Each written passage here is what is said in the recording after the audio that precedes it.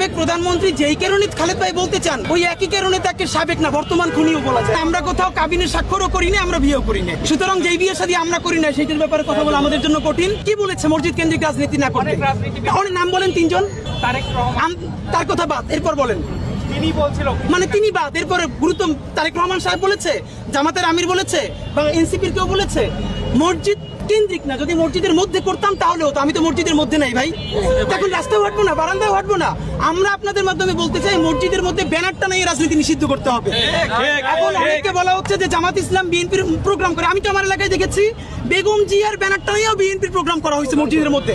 আমরা বলবো হ্যাঁ, যখন কোরআন শিক্ষা হবে ভালো কাজ হবে। কেন বিএনপি কি মিলাদুন্নবীর অনুষ্ঠান করবে না? তাহলে বিএনপি মিলাদুন্নবীর অনুষ্ঠান করলে সে মসজিদে করবে না? কেমন কথা? মসজিদেও করবে, রাস্তাও করবে, জামাতও করবে। তবে হ্যাঁ, একদম কোর পলিটিক্যাল প্রোগ্রামগুলো মসজিদের মধ্যে করা না উচিত।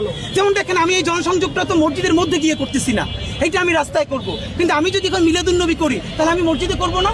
হ্যাঁ, তবে কেউ ব্যানারটা নিয়ে একদম পলিটিক্যাল প্রোগ্রাম মসজিদে করবো না, এটা আমরা চাই। আমরা কোথাও কাবিনের স্বাক্ষরও করি না, আমরা বিয়েও করি নাই।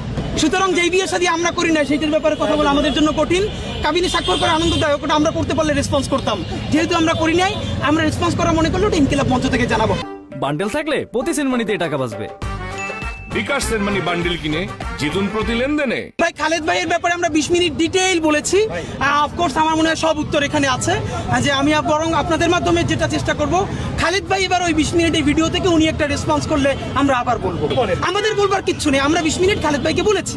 এখন খালেদ ভাই যদি মনে করেন তার আরো কিছু বলার দরকার, তাহলে সেটা রেসপন্স করবেন, দেন আমরা আবার রেসপন্স করব। আমরা তো বলে দিয়েছি এবং আপনাদের সব মিডিয়া সেগুলো এসেছে। প্রধানমন্ত্রী বলাই জিনিসের পথ ক্লিয়ার করা না, সাবেক প্রধানমন্ত্রী যেই কারণে খালেদ ভাই বলতে চান ওই একই কারণে তাকে সাবেক না বর্তমান খুনিও বলা যায়। আবার বলছি, তিনি যদি সাবেক প্রধানমন্ত্রী হন বিনা ভোটের বাইরেও একবার, তাহলে তিনি অন্তত জাতিসংঘের প্রতিবেদনে 118টা শিশুর খুনি, এইটা বলতে কোনো দ্বিতীয় নাই।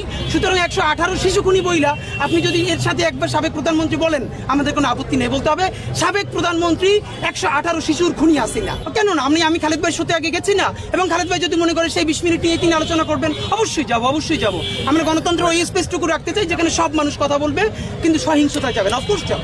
আমার নিজের প্রতি আপনাদের কাছে যাই না, মানে সাজেশন চাই যে যখন তফসিল ঘোষণা হবে আপনারা আমাদেরকে ভালো প্রতীক সাজেস্ট করেন, সেখান থেকে আমরা একটা প্রতীক নিব। যেহেতু আমরা ইন্ডিপেন্ডেন্ট ইলেকশন, মানে আপনারাই তো দেখতে পাচ্ছেন যে বরং আমরা ওখানে আরো দাঁড়ালে লোকজনের ভিড়ে মিডিয়ার বাইরে প্রচুর ক্রাউড হচ্ছে, কিন্তু আমরা মনে করলাম মুসল্লিদের কষ্ট হতে পারে, এই জন্য কিন্তু আমরা ওখান থেকে সরে এসেছি।